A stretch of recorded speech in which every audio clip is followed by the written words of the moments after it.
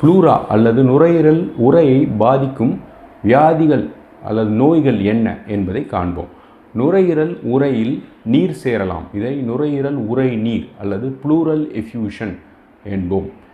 இதை தவிர நுரையீரல் உரையில் இரத்த சேகரிக்கப்படலாம். இதை ஹீமோதோராக்ஸ் என்போம். அல்லது சில சமயங்களில் நுரையீரல் உரையில் சீழ் சேரலாம். இதை பயோதோராக்ஸ் என்போம். கொழுப்பு நீர் சேரலாம். இதை கைலோதோராக்ஸ் என்போம். இதை தவிர நுரையீரல் உரையில் நுரையீரல் கிழிவதால் உள்ளே காற்று சேரலாம். இதை நியூமோதோராக்ஸ் என்போம். இதை தவிர நுரையீரல் உரை வீக்கம், இரு உரைகளுக்கும் இடையில் வீக்கம் ஏற்பட்டு ப்ளூரிசி எனப்படும் தீவிரமான நெஞ்சு வலி ஏற்படலாம். இதை தவிர நுரையீரல் உரையில் கட்டிகள் ஏற்படலாம். டியூமர்ஸ், ப்ளூரல் டியூமர்ஸ் என்போம்.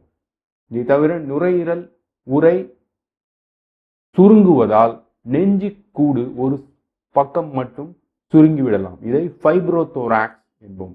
இவையெல்லாம் சுருக்கமாக நுரையீரல் உரையை பாதிக்கும் நோய்கள் ஆகும். நண்பர்களே, உங்களுக்கு இந்த வீடியோ பிடிச்சிருந்ததுன்னா தம்ஸ் அப் சைனை கிளிக் பண்ணி லைக் பண்ணி எங்களை என்கரேஜ் பண்ணுங்கள். கன்ஸ்ட்ரக்டிவாக கொஞ்சம் கமெண்ட்ஸ் கொடுங்க, எப்படி இந்த வீடியோக்களை உங்களுக்கு உபயோகமாக செய்யலாம் அப்படின்றத. சோஷியல் மீடியாவில் போய் உங்கள் நண்பர்களுக்கும் உங்களுடைய சொந்தக்காரங்களுக்கும் தெரிஞ்சவங்களுக்கும் இதை ஷேர் பண்ணுங்கள் மற்றும் சப்ஸ்கிரைப் பண்ணுங்கள். அப்புறம் பெல் ஐக்கனை தட்டி புதுசாக நாங்கள் வீடியோஸ் ரிலீஸ் பண்ணுறத தெரிஞ்சுக்கிட்டு உடனுக்குடன் பாருங்கள்.